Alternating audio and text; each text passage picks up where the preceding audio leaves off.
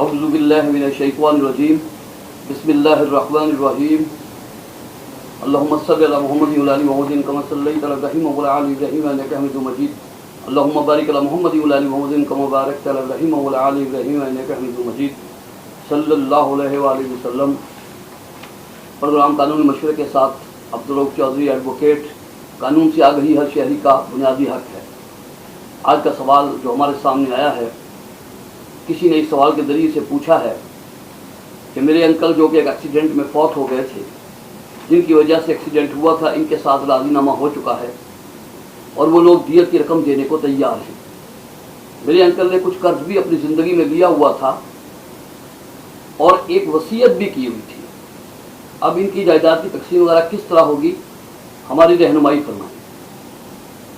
سب سے پہلے میں آپ کو بتاؤں کہ ترکہ کیا ہوتا ہے۔ کسی شخص کے مرنے کے بعد جو چیزیں یا جائیداد یعنی گھریلو سامان، رہائشی مکان، زرعی زمین، فیکٹری، گاڑیاں، کوئی نقد رقم جو کہ اس کی متوفی کی ملکیت تھا، جو فوت ہونے والے کی ملکیت تھا، وہ ترکہ کہلاتا ہے اور اس میں تمام شرعی وارثوں کا اس میں حق ہوتا ہے۔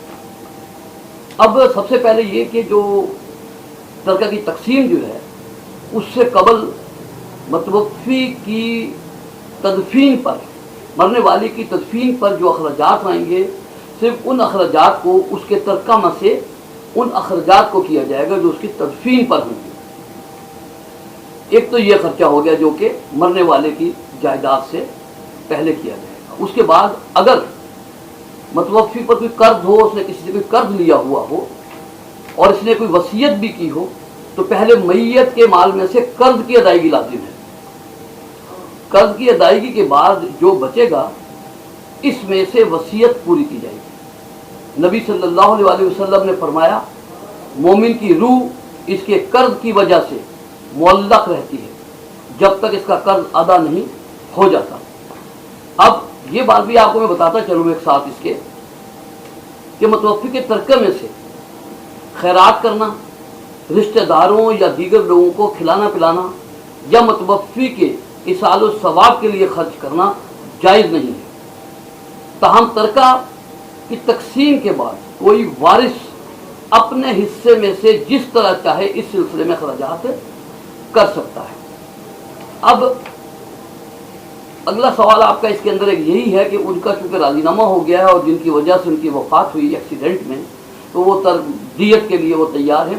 تو دیت کا میننگ ہوتا ہے بہنا، یعنی خون بہا۔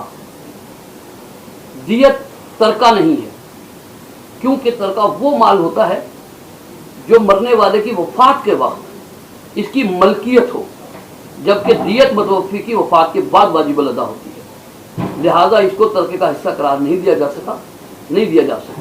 لیکن دیت کی تقسیم جو ہے وہ ترکہ کی تقسیم کے اصولوں پر ہی وارثوں میں تقسیم ہوتی ہے، یعنی جو ترکہ شرعی طریقے سے جو تقسیم ہوتا ہے وارثوں میں، دیت کی تقسیم بھی ہوگی ایسے ہی، لیکن دیت ترکہ نہیں ہے۔ اس سوال کے ساتھ ہی عبدالرؤف چودھری ایڈوکیٹ کو اجازت دیجیے۔